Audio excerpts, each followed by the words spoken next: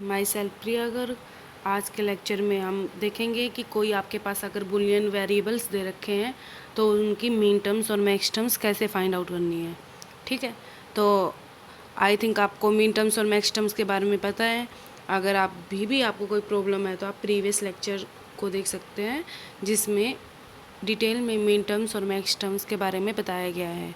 तो mean terms actually थोड़ा सा आइडिया दूँ तो क्या होती है, सबसे पहले अपने को कैनोनिकल एसओपी फॉर्म बनानी होती है और फिर उसके कोरोस्पोंडिंग हम क्या देखते हैं, मीन टर्म्स। और अगर मैक्स टर्म्स के बारे में पूछिए तो आपको कैनोनिकल पीओएस वाली फॉर्म बनानी होती है और उसके बाद मैक्स टर्म। तो बेसिकली आप अगर एक भी फाइंड आउट कर लेते हैं मीन टर्म्स और मैक्स टर्म्स को तो आप ईजिली दूसरे को इवेल्युएट कर सकते हैं। फॉर एग्जांपल जैसे आपने मीन टर्म्स निकाली किसी भी वेरिएबल की, तो आपको पता है मीन टर्म और मैक्स टर्म एक दूसरे के कॉम्प्लीमेंट है, तो ईजिली आप उसकी मैक्स टर्म्स को राइट डाउन कर सकते हैं। तो let us take an example. First example अपने को फाइंड आउट करनी है मीन टर्म्स किसकी, ए प्लस बी की। तो सबसे पहले यहाँ पे देखा करो कितनी वेरिएबल्स है। तो यहाँ पे बेसिकली दो ही वेरिएबल दे रखे हैं, ए और बी, है ना। तो अब इसकी मीन टर्म्स निकालनी है अपने को। तो मीन टर्म्स निकालने के लिए फर्स्ट स्टेप हो गया भाई कितने वेरिएबल है। सेकंड स्टेप आप देखा करो ये एसओपी कैनोनिकल एसओपी है या नहीं है। तो भाई देखो कैनोनिकल को आपका मतलब कैनोनिकल का मतलब आपको पता है कि हर एक टर्म में सारे वेरिएबल्स आने चाहिए, चाहे उसकी ट्रू फॉर्म में हो या कॉम्प्लीमेंट वाली फॉर्म में हो। तो यहाँ पे देखो, for find out mean terms we must show all variables in its canonical form. सारी अपनी कैनोनिकल फॉर्म में लिखना है। तो जैसे पहली टर्म अपनी ए, तो भाई यहाँ पे बी तो प्रेजेंट है नहीं, तो बी को कैसे इंट्रोड्यूस करेंगे यहाँ पे, बी प्लस बी बार। क्यों? क्योंकि बी प्लस बी बार 1 होता है और something into 1 same as it is आ जाएगा आपके पास। तो मीन्स हमने ए के इंटू में क्या कर दिया, बी प्लस बी बार। अब देखो सेकंड टर्म बी है तो यहाँ पे ए प्रेजेंट नहीं है, तो कैनोनिकल फॉर्म बनाने के लिए हमने इसको किससे मल्टीप्लाई कर दिया, ए प्लस ए बार से। उसके बाद जस्ट आपने मल्टीप्लाई करना है क्या, A into B, A B plus A B bar, फिर B into A, B A और बी ए बार। ठीक है, ऑल राइट। तो अब देखो ए बी पहली टर्म, फिर दूसरी टर्म आ गई ए बी बार, तीसरी टर्म को बी ए को मैं ए बी ले सकती हूँ। कौन सी प्रॉपर्टी होती है ये, कोम्यूटेटिव प्रॉपर्टी, और किसमें, मल्टीप्लिकेशन वाले के लिए। तो कोम्यूटेटिव प्रॉपर्टी ऑफ मल्टीप्लिकेशन, फिर B A bar. All right, अब ए बी पहली वाली टर्म मैं इसको आगे ले आई, ए बी बार को पीछे ले आई, तो ये भी कौन सी प्रॉपर्टी है, कोम्यूटेटिव प्रॉपर्टी है बट इन एडिशन। क्या, जैसे ए बी बार है प्लस ए बी है तो मैं इसको आगे नहीं लिख सकती, पहले वाली को, ए बी को मैंने आगे लिख दिया और ए बी बार अपना पीछे, तो ये कौन सी प्रॉपर्टी होगी, commutative property. All right, A B bar plus B A bar, फिर ए बी प्लस ए, मतलब ये होता है ना, अगर दो term same as it is है उनका एडिशन कर रहे हैं तो सेम टर्म आ जाती है। तो A B plus A B मैंने एक बार लिख दिया ए बी, ताकि अपने बुलियन फंक्शन को ईजिली सोल्व कर सके। और A B bar plus A bar B, ठीक है, ये आपकी मीन टर्म्स आ गई सारी। अब मीन टर्म्स को लिखने का तरीका क्या होता है, स्मॉल एम और उसके सफिक्स में आई, और आई हमने बता रखा, आई क्या होता है, आई होता है अपने पास decimal equivalent of binary number. तो ए बी है। देखो यहाँ तक समझ में आ गया आपको करना क्या है, कोई अलजेब्रा दे रखा है उसको कैनोनिकल एसओपी फॉर्म वाली बनाई है, बस बना ली, और इसके हर एक टर्म सब क्या कहलाएगी, मीन टर्म्स कहलाएगी। आपका काम यहाँ तक ख़त्म हो गया। अब इसको रिप्रेजेंट करना है मीन टर्म में, तो कैसे रिप्रेजेंट करेंगे, आपको पता है मीन टर्म में कि हम कैसे लिखते हैं, अगर कोई वेरिएबल है उसकी जगह ए लिखते हैं और उसका अगर कॉम्प्लीमेंट हो तो उसकी जगह 0 लिखते हैं, ये हमेशा याद रखना, ठीक है। और मैक्स टर्म में इसका रिवर्स होता है। तो देखो यहाँ पे ए ट्रू फॉर्म में, बी ट्रू फॉर्म में, ठीक है, तो ए की जगह मैंने 1 लिख दिया और बी की जगह भी मैंने 1 लिख दिया। सिमिलरली ए बी बार, ए की जगह मैंने 1, बी बार की जगह मैंने 0। अब ए बार बी, इसके लिए बाइनरी नंबर क्या कहलाएगा, 0 1। अब इसका डेसिमल नंबर देख लो, तो नंबर को रिप्रेजेंट करने का तरीका ये होता है समेशन एम, क्योंकि ये एसओपी है ना भाई, तो समेशन एम और आई उसके सफिक्स में क्या हो जाएगा, देखो 0 1 1 डेसिमल नंबर, 1 0 को 2 और 1 1 को 3, तो ये इसके करस्पॉन्डिंग क्या हो गई, अपनी मीन टर्म्स हो गई, ठीक है।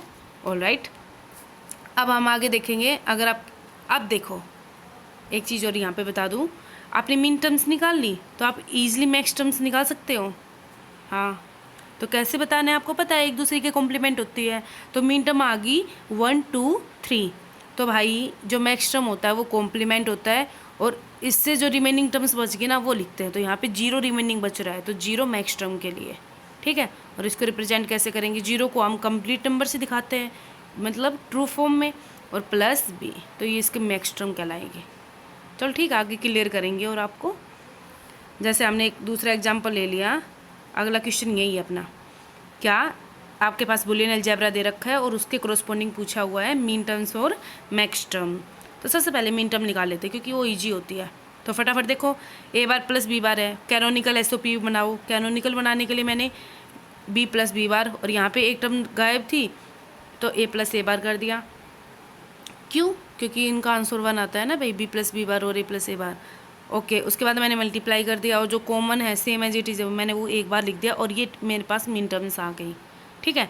अब बाइनरी इक्विवेलेंट लिखो, तो a बार को 0 मीन टर्म्स के केस में, और b को सेम एज इट इज़ मतलब 1, और a को 1, b बार को 0, फिर a बार b बार दोनों 0 0। तो आपके पास नंबर क्या हो गया, 0 1 एंड 2। आगे पीछे भी लिख सकते हो, कोई दिक्कत नहीं है, बट एक रिप्रेजेंट करने का तरीका होता है ना इंक्रीजिंग ऑर्डर में, तो इसलिए लिखा है। तो मीन टर्म्स अपनी क्या आ गई, 0 1 2। All right. तो यहाँ पे कितने वेरिएबल्स हैं, 2 वेरिएबल है, तो पॉसिबल कम्बिनेशन कितने हो गए, 4। और 4 पॉसिबल कम्बिनेशन मतलब 0 1 2 3, यही होता है ना भाई डेसिमल में, 0 1 2 3, 0 से स्टार्ट करते हैं। तो देखो मीन टर्म्स में 3 टर्म्स तो आ गई आपकी। मीन टर्म में कितनी टर्म आ रही है, 3, 0 1 2, और कौन सी बाकी रह गई अभी, तीसरी बाकी रह गई, मतलब 3 डेसिमल नंबर वाली। तो ये कौन सी टर्म कहलाएगी अपनी, मैक्स टर्म, क्योंकि एक दूसरे के कॉम्प्लीमेंट होती है। तो अपने पास मैक्स टर्म कौन सी बच गई, मैक्स टर्म बच गई आपकी 3 वाली, ठीक है। तो M3, और 3 को आप कैसे लिखोगे, बाइनरी में 1 1 करके, है ना। अब 1 को मैं कैसे रिप्रेजेंट करती हूँ मैक्स टर्म में, उसका कॉम्प्लीमेंट से। तो A कॉम्प्लीमेंट और 1 को भी B कॉम्प्लीमेंट, और ये POS वाली फॉर्म होती है, तो मीन्स सम करना होता है, तो A बार प्लस B बार। और ये मैं आपको ऑलरेडी बता चुकी कि SOP को कैसे लिखते हैं और POS को कैसे लिखते हैं, ठीक है। तो देखो हमने यहाँ पे स्टेटमेंट लिख रखी है जिससे आप क्लियर कर सकते हैं। The minterms M3 is missing in SOP form, तो therefore the maxterm M3 will be present. जो वहाँ पे गायब होगी यहाँ पे प्रेजेंट हो जाएगी, क्योंकि एक दूसरे के कॉम्प्लीमेंट है। तो therefore the maxterm M3 will be present in the POS form. तो hence the POS form is M3, और उसको रिप्रेजेंट करते हैं A bar plus B bar से, ठीक है। अभी तक हमने कितने वेरिएबल्स का एग्जांपल लिया है, 2 वेरिएबल्स का। अब एक एग्जांपल देख लो 3 वेरिएबल के लिए, A plus B bar C बार। तो इसकी मीन टर्म्स निकली हैं। मीन टर्म्स निकलने के लिए सबसे पहले कैनोनिकल फॉर्म बनानी पड़ेगी, और कैनोनिकल के लिए हर एक टर्म्स में सारे वेरिएबल आने चाहिए। तो पहली वाली टर्म को देखो, A है, B और C प्रेजेंट नहीं है ना, तो B और C कैसे लेके आएंगे, B प्लस B बार C प्लस C बार। दूसरी टर्म को ध्यान से देखो, यहाँ पे A गायब है, तो A प्लस A बार कर दिया। फिर आपको जस्ट मल्टीप्लाई करना है, तो हमने मल्टीप्लाई कर दिया इन टर्म्स को, मतलब ब्रैकेट को ओपन करना है, और वो आप ईजिली कर सकते हैं। तो मेरे पास ये टर्म बचेगी भाई मल्टीप्लाई करने के बाद। तो अब यहाँ पे देख लो, जो टर्म्स 2 या 3 बार आ रही हो, एक ही टर्म मतलब 2 या 3 बार एग्जिस्ट कर रही हो, तो उसको एक ही ले सकती हूँ, क्योंकि अपने को पता है A plus A plus A plus कुछ भी हो तो हम क्या लिखते हैं, अपना रिजल्ट A लिखते हैं। तो मेरे पास ये टर्म्स आ गई। अब मीन टर्म्स में आपको लिखने का तरीका पता है, सबसे पहले उसकी बाइनरी इक्विवेलेंट बताओ।